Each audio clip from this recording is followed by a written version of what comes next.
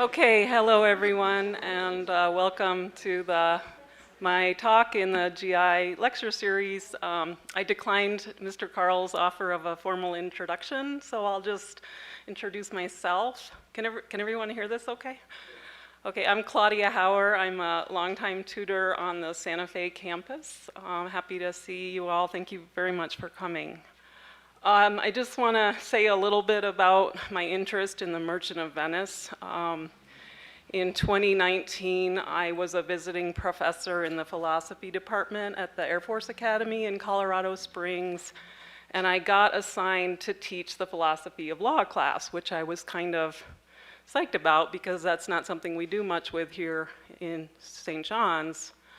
Actually, that was the second time I'd been invited to teach it, and I decided to try to teach it entirely through literature. So we did Antigone, we did a Man for All Seasons, and we did The Merchant of Venice. When I did The Merchant of Venice, I had the class watch the two big screen productions that are recent within the last 20 years. There was the 2016 Globe screening, and then in 2004, Al Pacino played Shylock in a pretty powerful film, and it just, I guess, stopped me in my tracks just how hard it was to find an interpretation of the play. I kind of looked at some of the scholarship, and I was pretty stunned to realize how heated the scholarly discourse is about the play, so it clearly has roused strong feelings among a lot of intelligent people, and I sort of sat down to just pull some thoughts together just for my own sake, to see if I could navigate something. And it's just sat there until Mr. Carl invited me this summer, and he made a point of saying, oh, don't worry, the summer lectures can be kind of works in progress. They don't have to be really polished and final. And I totally have taken him at his word, so I want you to hear that I'm offering this up in this spirit of let's share our confusion about the play together. It's not terribly long. I think it'll take me probably about 35 minutes, I'm guessing, and then I'm hoping we can have a conversation about it. All right, so here we go. The Merchant of Venice is grouped among Shakespeare's comedies, presumably because it has a happy ending for the pairs of lovers, Bassanio and Portia, Gratiano and Nerissa, and Lorenzo and Jessica. However, there is an enormous amount of tragedy in the play, in particular with regards to the tensions between Christians and Jews, and in the suffering of Shylock that leads to his implacable hatred of Antonio. This interfaith tension, which simmers in the play until the trial scene, and then threatens to erupt into Shylock's violent killing of Antonio, gets no satisfactory resolution in the drama. Shylock departs alone, ruined, homeless, daughterless, broken in spirit. The lovers return to Belmont to work out their own relationships, and the play ends with a promise of marital bliss for the three pairs of lovers. Merchant of Venice is a very difficult play to interpret. The main characters are extremely ambiguous. Attempts to locate good and bad conduct and construct an interpretation are undermined by further passages that reveal contradictory aspects of the characters. One could pick and choose passages that would construct sympathetic or highly critical perspectives of the characters of Shylock, Antonio, Portia, Jessica, Lorenzo, and even Bassanio. Although this is true of many, or even most of Shakespeare's characters, the difference I see here is just that there is so much hatred and animosity portrayed. Antonio and Shylock hate and despise each other. Jessica steals from and betrays her father. Portia inflicts a terrible, cruel, and gratuitous punishment on Shylock. The list goes on and on. How might we reconcile the affairs of the lovers with the hatred, animosity, interfaith tension, and cruelty in the play? In this reading today, I'm going to work with certain assumptions that are based on a reading of the text, but that I'm not going to argue for explicitly. One of these is that Venice in the play serves as a kind of stand-in for the global economy in which people need to transact business with those they may hate and despise. Economics forces interaction between individuals and groups which have not been able to rise above their cultural, religious, social, or political differences. Merchant of Venice calls attention to this problem in Venice in a number of ways. I will explore some of the rhetoric that suggests that the play recognizes the gap between mercantile relationships and moral and meaningful human relationships built on trust and friendship. I'm also going to assume that Belmont is not a utopia, although it may be a privileged place in which a kind of divine providence ensures that happy outcomes are reached. Belmont does not offer us an alternative or a way out from distrust and the possibility of betrayal. In the play, distrust and the possibility of betrayal infiltrates not just economic and mercantile interactions, but the relationships of Bassanio and Portia, and of all the lovers, as they explore how they might make themselves vulnerable to the ones they love. I am going to focus here primarily on the dynamics of Act 5, in which the lovers return to Belmont after all the shenanigans and drama of the courtroom scene that leaves Shylock so broken. I am trying out some ideas here that in the dynamics of this return to Belmont and in the need for the lovers to establish trust after the betrayals and broken pledges of Bassanio's and Gratiano's surrendered wedding rings, Shakespeare might be offering us something beyond the world weariness of the endless economic reductionism. Cynics can always disparage genuine intimacy by pointing out its inevitable susceptibility to a type of cost-benefit analysis. I will also assume that all meaningful human relationships are going to have to incorporate and navigate betrayal and broken promises. All of these are kind of, again, things I could argue from the text, but I'm not going to take the time to do that right today. I simply want to look past the play's apparent contradictions and see if there is a way to open up certain questions about the world of the Merchant of Venice that continues to be very relevant to us. We live in a world in which we engage in economic transactions with people who are not like us, people who we might condemn or dehumanize, yet we still crave intimate relationships free from cynicism, even though they are unfortunately subject to the kinds of divisions and deceptions that might lead us to turn to cynicism and give up on love. In the background of everything I say today is my sense that the interactions between Antonio and Shylock are horrific and should rightly cast a shadow over all the potential for love and happiness that Belmont may represent. I also think the play allows us to wonder whether the resolutions achieved by the lovers at the end of Act 5 provide a convincing basis to see Bassanio and Portia, Gratiano and Nerissa, and Lorenzo and Jessica as destined for happiness. There is just too much ambiguity hanging over the play. But I do hope that exploring the lovers' resolutions with an open curiosity will uncover some fruitful ways of thinking about the play. A brief synopsis. Bassanio, intending to woo Portia, borrows a large sum from the Jewish Shylock. The Christian, Antonio, stands as surety, binding himself to repay the money from his mercantile sea ventures or to pay a penalty of a pound of flesh. Shylock's daughter, Jessica, engages with Lorenzo to secretly run away from her father's house, steal a large sum of his money, convert to Christianity, and marry Lorenzo. Various suitors come to Belmont to attempt the trial of the 3 caskets, a test Portia's dead father has set up for her potential suitors. Portia is bound to marry the suitor who chooses the correct casket. Jessica flees with Lorenzo. Antonio's merchant ships are reported lost, and Antonio goes to the law court to pay his debt of a pound of flesh. Bassanio chooses the correct casket, weds Portia, and departs immediately to join Antonio in the court of law, with Portia having given him twice the sum of Antonio's loan in the hope that Shylock will accept it as repayment. Portia and her maid Nerissa, who has fallen in love with Gratiano, go to the lawyer Dr. Bellario, where they quickly master the legal argument that will free Antonio. Portia and Nerissa then enter the law court disguised as Dr. Bellario's lawyer Balthazar and his clerk. And after appealing in vain to Shylock to show mercy, Portia delivers the ruling that annuls Antonio's forfeit and leaves Shylock's fortune to Antonio and to the state.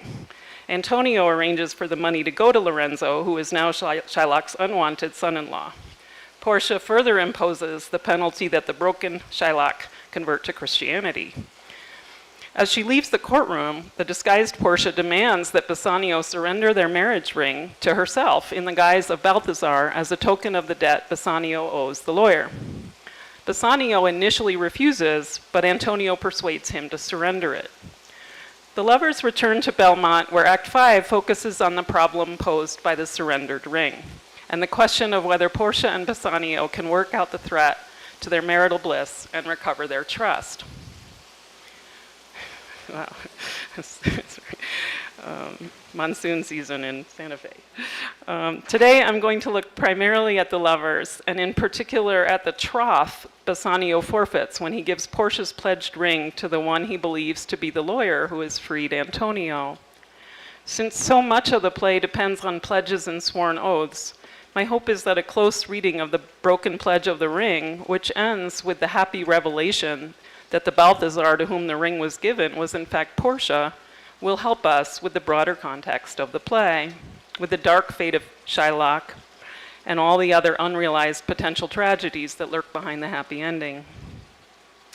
Although Bassanio chooses the correct casket and gets Portia as wife, Bassanio's and Portia's happiness is in jeopardy. If Antonio has to pay the forfeited pound of flesh to Shylock, Bassanio would be haunted by guilt, having to live with an unquiet soul, as Portia rightly recognized, and I will discuss more fully in a minute. The long-standing love between Bassanio and Antonio challenges the developing love between Bassanio and Portia. Antonio's survival, which creates the possibility for a happy ending to her marriage, is accomplished by Portia, who turns out to be somewhat Odyssean. Many-turned is how Odysseus is introduced to us in Homer's Odyssey. Portia, too, has many turns to her nature, able to don disguise and navigate the courtroom with poise and quick thinking. Yet, when we encounter Portia, she is weary of life, trapped and tired of remaining voiceless in the way her father has bound her marriage prospects to the trial of the caskets.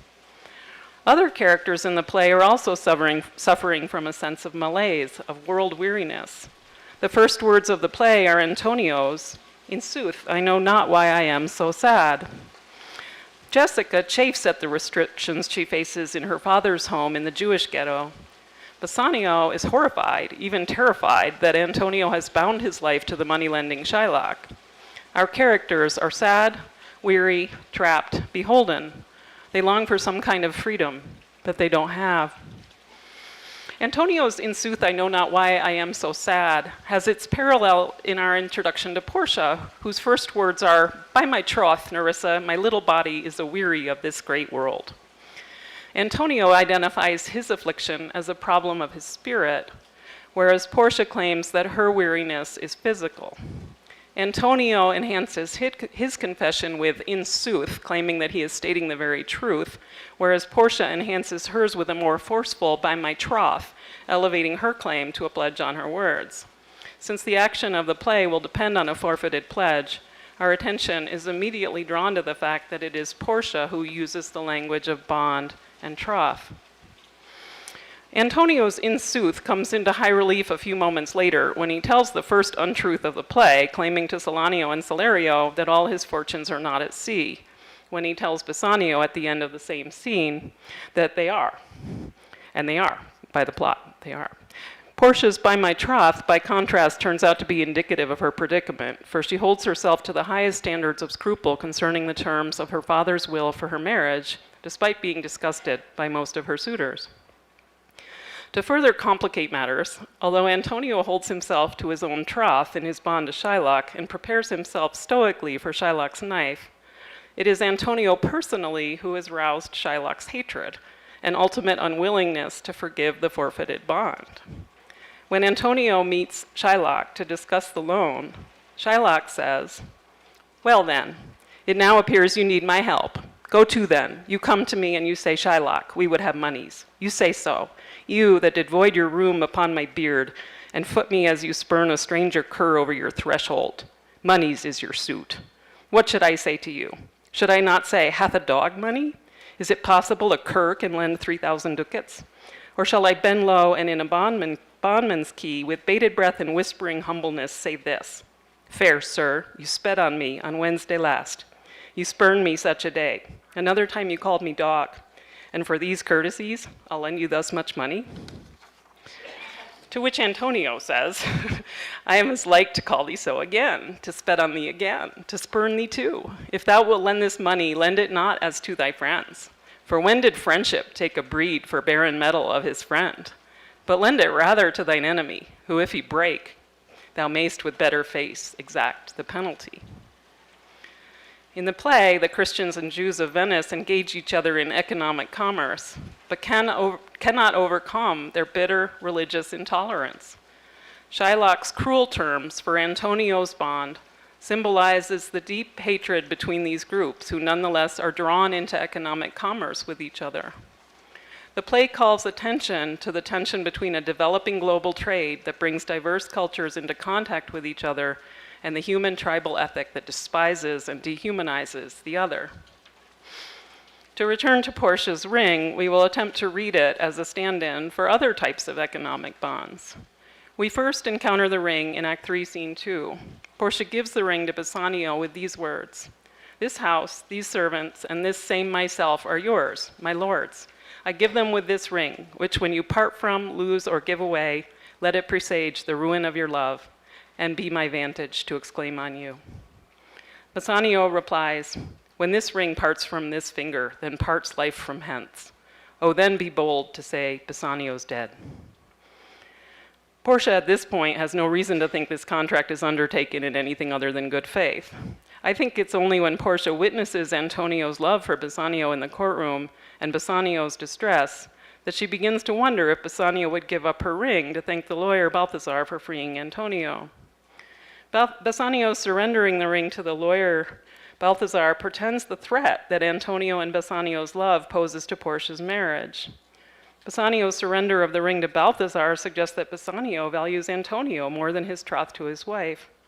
This must be a painful realization for Portia, and she now has to decide how to deal with Bassanio back in Belmont. Belmont first appears in this play as a place of happy outcomes. Although Portia chafes under her dead father's restriction of her marriage to the casket test, the test works out just as her heart desires. Nerissa reassures Portia that her father was one of those who, as, quote, holy men at their death have good inspirations.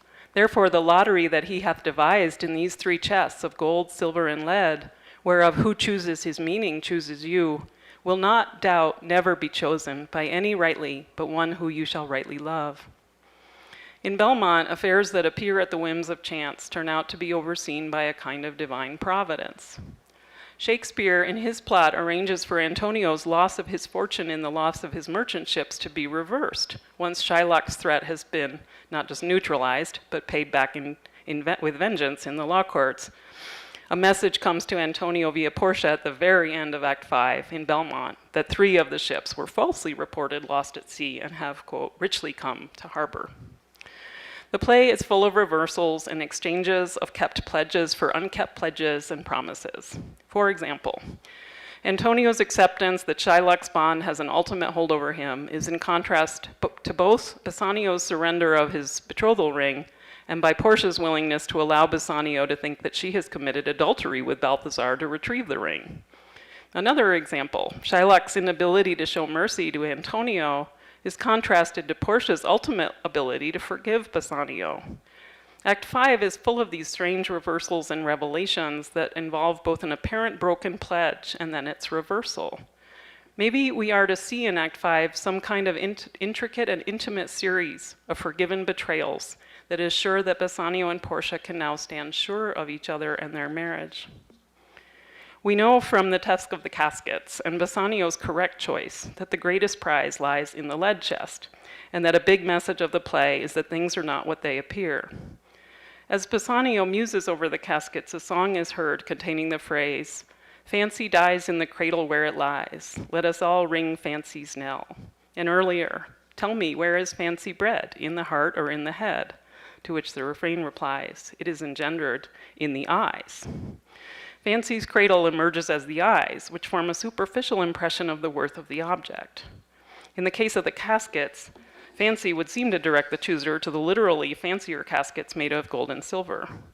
Their inscriptions also imply superficial notions of self-worth. gaining what many men desire, in the case of the gold casket, and getting as much as he deserves, in the case of the silver.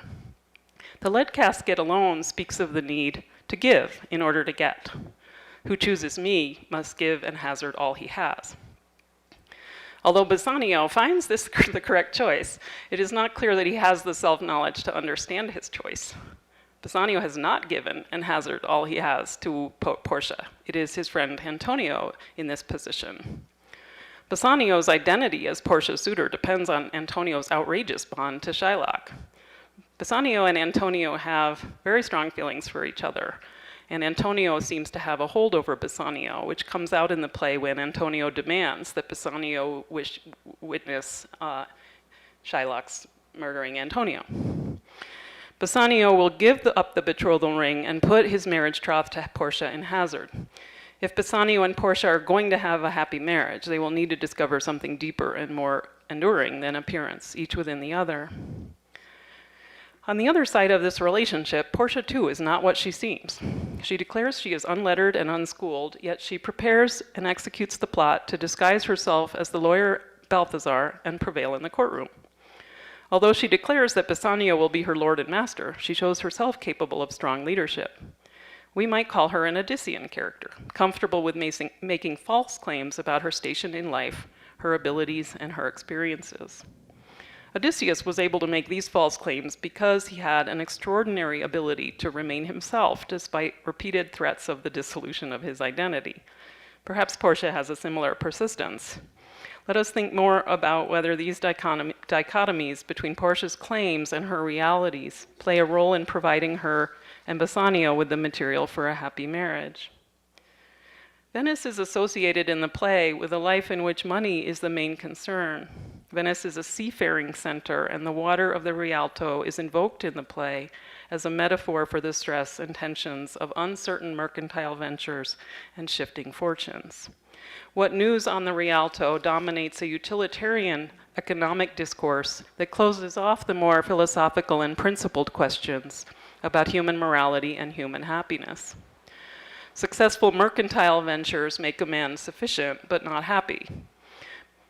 Belmont, too, is threatened by these transactional definitions of human nature. Portia, too, has to remain sufficient as she struggles with her feelings in an attempt to hold herself to adherence to the transactional terms that her father placed on the test of the caskets. Although the impulse must have been close to irresistible, Portia does not give in to the temptation to direct Bassanio overtly to the true casket. Portia knows which is the correct casket, because she had watched two unwanted suitors wrongly choose, respectively, what many men desire and what he deserves, both references to the world of commodities and impressions about one's worth relative to others.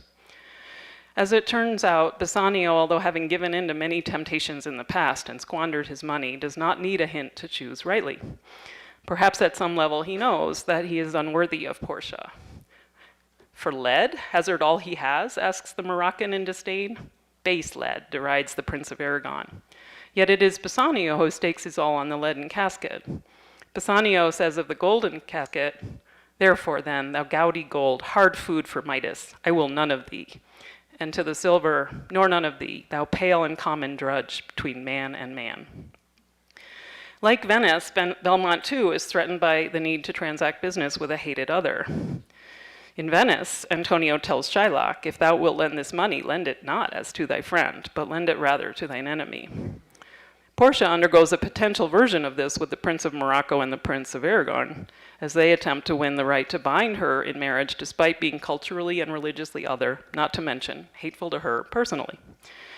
In her own way, Portia has experienced the emotions that run between Shylock and Antonio, although she has not given voice to them, and she is spared the need to make a bond with them in the end. Shakespeare suggests that both Antonio and Shylock can be hypocritical. Antonio, the good Christian, displays contemptible behavior to Shylock and borrows money from him at interest, which Antonio claims is against his principles. Shylock, the good Jew, attends a dinner in which pork was served. Until the bond is forfeit, these hypocrisies strain the mercenary relationship between Antonio and Shylock, but do not break it. After the bond is forfeit, Shylock seems to rejoice in his right to kill Antonio. The play shocks us with this deep personal enmity between two men who have nonetheless come together to do business. Immediately after choosing the lead casket, Bassanio gets the letter informing him of Antonio's forfeiture.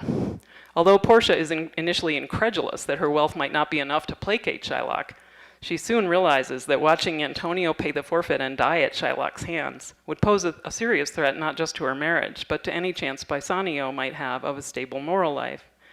It is here that Portia learns that Bassanio's suit to her was funded by his friend, and that one aspect of his facade, his wealthy appearance, was superficial.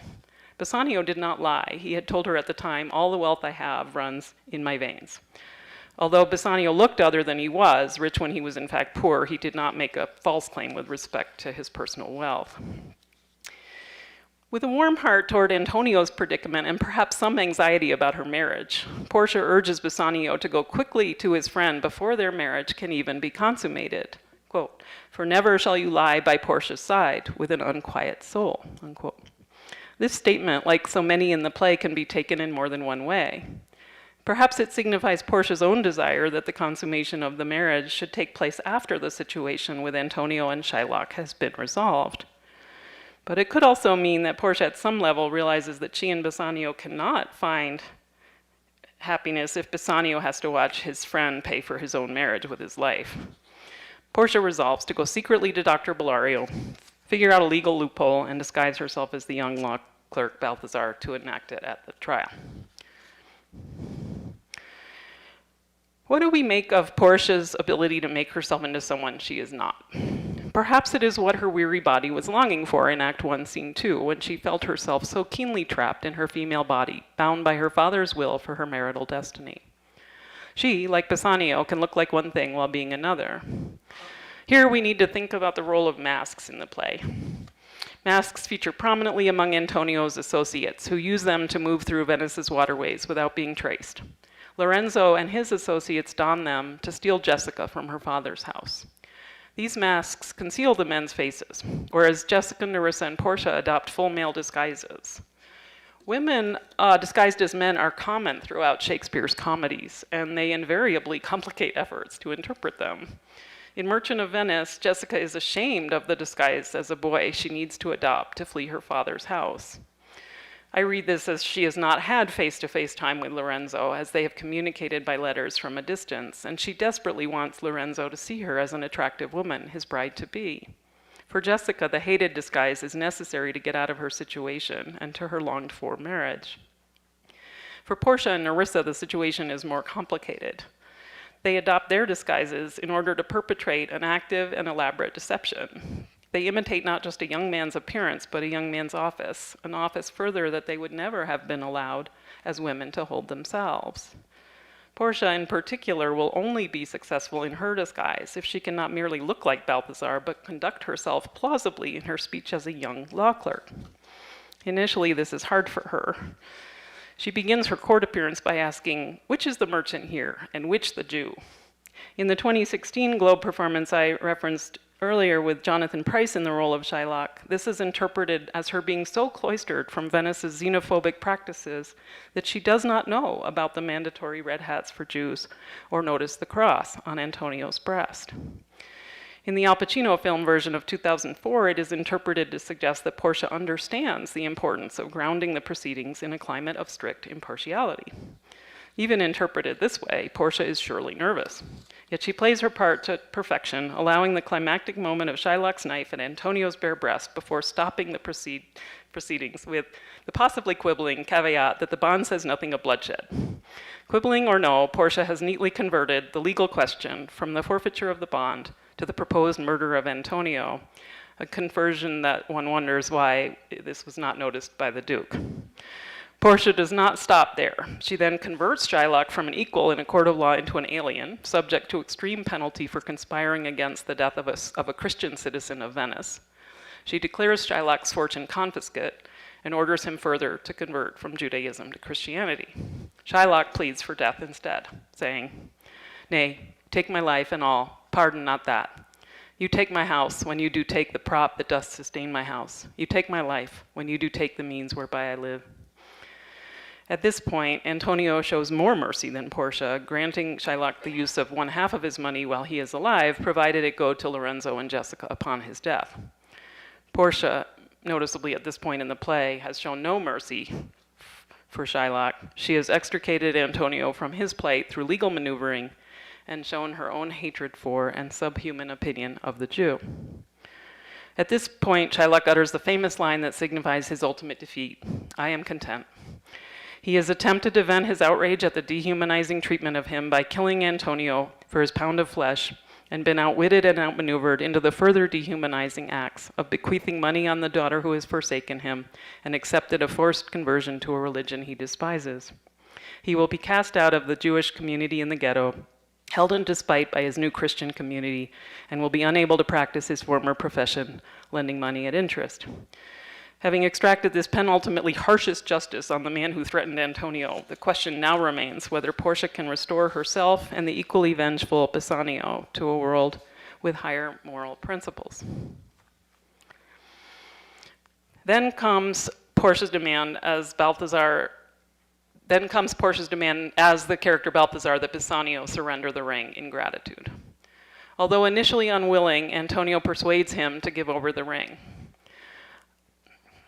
Although Portia's feelings and motives for testing Bassanio over this are not given, and I'm kind of confused about that. I'm gonna maybe turn that over to you in the conversation to get your thoughts. Certainly, Portia and Nerissa are hurt at hearing their husbands declare that Antonio's life is more important than their marriages. But the surrendered ring suggests that Bassanio's and Antonio's debt to Balthazar outweighs Bassanio's troth and promise to Portia. Bassanio initially says, "This ring was given me by my wife, and when she put it on, she made me vow that I should neither sell nor give nor lose it." It is only when Antonio requests it of him that he gives it up. In the betrothal scene that I mentioned earlier, Bassanio told Portia, "But when this ring parts from this finger, then parts life from hence. Oh, then be bold to say Bassanio's dead." In the surrender of the ring, are we to see some version of the old Bassanio as having died? In this case, could the Bassanio that Portia ultimately forgives be seen as a new, more self-aware Bassanio? Perhaps one who has lost his innocent and naive expectations, and maybe one who is better equipped to undertake the complicated dance of marriage. As we turn to Act 5 and the restoration scene, Portia first deals with the issue in proxy over Gratiano's forfeiture of Nerissa's ring. She says to Gratiano, "You were to blame. I must be plain with you to part so slightly with your wife's first gift, a thing stuck on with oaths upon your finger, and so riveted with faith unto your flesh." She then says, "I gave my love a ring and made him swear never to part with it. And here he stands. I dare be sworn for him he would not leave it nor pluck it from his finger for the wealth that the world masters." Her initial response to Bassanio, she already knows that he's given up her ring, but she's letting it play out. He's going to have to tell her himself. So her initial response to Bassanio is, "Even so void is your false heart of truth. By heaven, I will never come into your bed until I see the ring." Bassanio pleads, "Sweet Portia, if you did know to whom I gave the ring, if you did know for whom I gave the ring, and would conceive for what I gave the ring, and how unwillingly I left the ring, when naught would be accepted but the ring, you would abate the strength of your displeasure." Portia first claims that she will commit adultery with Balthazar in her own marriage bed in order to retrieve the ring. Bassanio counters, "Pardon this fault, and by my soul I swear I never more will break an oath with thee." First, Portia and Nerissa berate their husbands for losing the rings and profess that they do not believe they were given to men. This seems right to me, since the surrendered rings carry the implication of adultery. The first stage in the healing process consists of identifying the individuals who need to be forgiven. Bassanio stands in need of his identity as Portia's faithful husband restored. The women declare they will not lie with their husbands until they see the rings. The rings are produced almost immediately, at which point the women imply that they have already committed adultery. Antonio brings the ring and says, "Here, Lord Bassanio, swear to keep this ring." And Bassanio says, "By heaven, it is the same I gave the doctor." Portia says, "I had it of him. Pardon me, Bassanio, for by this ring the doctor lay with me." Recall that our first impression of Portia was of her willingness to pledge her troth over her weary body. Now she pledges by the ring. But the ring, we know, has lost its initial meaning. Intended to symbolize a sacred marriage as long as it stayed on Bassanio's finger, the ring now holds a threat as well. By surrendering it, Bassanio has threatened his marriage. In pledging by the ring, she implies this false allegation. As she implies this false allegation of her adultery, Portia perfectly mirrors what the ring has lost in significance. With this suggestion of her own adultery, Portia also references her own doubling as she became Balthazar and has now returned to herself. Similarly, Bassanio has become an adulterer by the surrender of the ring and now must return to a more loyal husband, to Portia. The audience is aware that these doublings are only apparent, the product of Portia's disguise and Bassanio's lack of recognition. "Were you the doctor, and I knew you not?" Bassanio asks incredulously. This failure to recognize is also a threat to the new marriage. In the Odyssey, Penelope plausibly recognizes Odysseus in his disguise as a beggar, but chooses not to reveal, that recognition. Recall the final recognition scene between husband and wife in the Odyssey, the scene in which Penelope suggests that the rooted bed has been moved. This interaction is necessary because Penelope's withholding of her acknowledgement earlier has introduced a threat into the marriage that must be restored and removed. In Merchant of Venice, Bassanio has simply failed to recognize his disguised wife. And I'm interested in the comedies broadly because I think it's always struck me just how little time the lovers have with each other before they have to make a pledge, which maybe doesn't apply so much to the Odyssey. Portia's ultimate revelation that she was Balthazar reunifies the duality that now exists. Rather than do this on her own authority, which she seems to rightly realize Bassanio and Gratiano would not believe, she has wisely gotten Dr. Bellario to supply her with a letter, and Lorenzo is present to certify the logistics of the women's movement. This is a lot for Bassanio to take in. "I am dumb," he states, in an echo of his earlier, "Lady, you have bereft me of words." Bassanio struggles with the dual realization that not only has Portia made a play on words in her suggestion that she slept with the doctor, but that Bassanio and Antonio are profoundly in her debt. Bassanio has occupied the posture of the debtor with his friend, a posture that undoubtedly led him to ultimately surrender the ring upon Antonio's request. That debt has threatened his marriage. Now Bassanio owes an overriding debt to his wife as well. Portia does not intend to keep him in this posture of debtor. She intends an act of forgiveness. Here I turn to Hannah Arendt in The Human Condition, who describes true forgiveness as an act, quote, "unconditioned by the act which provokes it," unquote. Before she can give this forgiveness, Portia first has to allow the scene to act out all of the potential hazards introduced by Bassanio's surrender of the ring. Portia, not Bassanio, controls the rhetorical and dramatic terms on which the ring will be returned and restored to its original meaning. This raises the possibility that Portia's earlier claim to an unschooled nature referred to her innocence of sexual relations. Since Portia and Bassanio have yet to consummate their marriage, Portia may be uncomfortable at being the naive virgin without some compensatory claim to some authority in another aspect of her being. Now they go to the bedroom as equal partners. The threat of adultery turns out to be a play on words. Portia is a sophisticated version, not an innocent version. Since whatever that, you could ask me later what that might mean. I thought it was a good. And since Antonio was not the cause of the threat to their marriage, he must make some gesture that restores the primacy to the marriage vow. He does this by revisiting a version of his opening line with his, "I am the unhappy subject of these quarrels," and then offers to stand surety again. "I dare be bound again, my soul upon the forfeit, that your Lord will never more break faith advisedly." But Antonio has evolved from the world-weary self that we met in Act 1. His character has been improved by having faced death at Shylock's hands.